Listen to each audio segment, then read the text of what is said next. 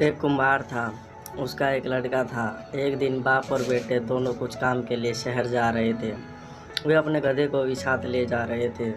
आगे बाप, बीच में गधा और पीछे बेटा। ऐसे वो लोग चल रहे थे। थोड़ा सा चलते ही एक गांव आ गया। गांव में कुछ बच्चे खेल रहे थे। उस बच्चों ने ये तीनों का जुलूस देखा। यह देखकर एक लड़का बोला, ये तो कोई मूर्ख ही लग रहे हैं। गधा अकेला जा रहा है और ये दोनों चल रहे हैं। क्यों ये बाप अपने बेटे को इस गधे के ऊपर नहीं बिठाता? कुम्हार ने इस बच्चे की बात सुनी और उसने अपने बेटे को गधे के ऊपर बिठा दिया और वो लोग आगे चलने लगे।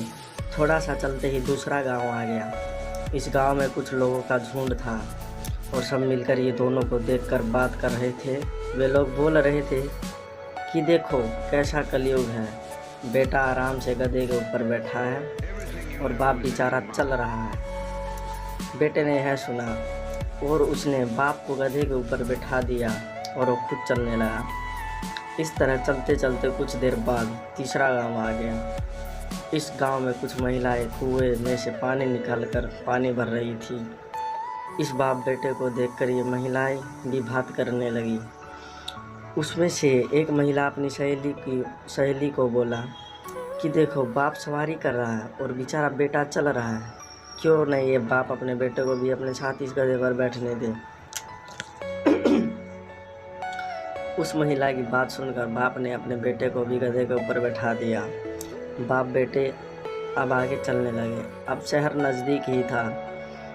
वहाँ पर एक शहर का आदमी घूमने निकला था। उसने ये दोनों को गधे के ऊपर बैठ देखा और कुम्हार को बोला कि ये गधा आपका है। कुम्हार ने कहा, जी ये गधा मेरा है। वो आदमी ने बोला कि आप दोनों को इस गधे की जरा भी दया नहीं आती? आप दोनों के भार से ये गधा बेचारा मर जाएगा। इस गधे को भी थोड़ी देर के लिए आराम देना चाहिए। आप दोनों इस गधे को थोड़ी देर के लिए उठा लो। बाप और बेटे में ज़्यादा अकल नहीं थी। वो दोनों ने गधे के 4 पैर लकड़ी से बांध दिए और उस लकड़ी को अपने कंधे पर रख दिया। गधे को ऐसे लटकते हुए देखकर रास्ते में लोगों की भीड़ जमा हो गई। रास्ते में एक नदी के ऊपर पुल था। लोगों की भीड़ से गधा हिलने लगा। गधे के पैर पर जो रस्सी बंधी थी वो टूट गई और गधा नदी में गिर गया। गधा नदी में डूब गया था। बाप ने बेटे को समझाते हुए बोला कि ये सब हमारे साथ लोगों की बुद्धि के हिसाब से चलने के कारण हुआ और हमने अपना गधा घुमा दिया। मोरल, हमें सुनना सबका चाहिए पर करना सिर्फ वही चाहिए जो हमें ठीक लगे।